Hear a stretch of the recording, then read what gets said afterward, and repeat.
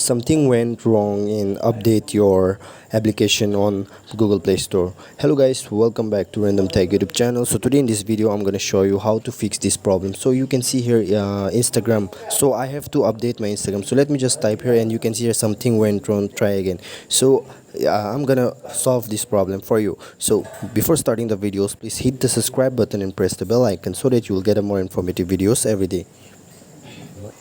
So guys, what you need to do here, you have to go to your settings, and then after going to your phone settings you have to go to app management, and then you have to go to app list here.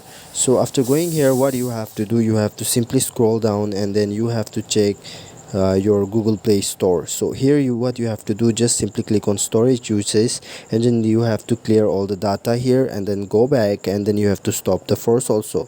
So after doing this, you have to click on permission, and then you have to allow all the permission here. As I'm allowing, you can see here.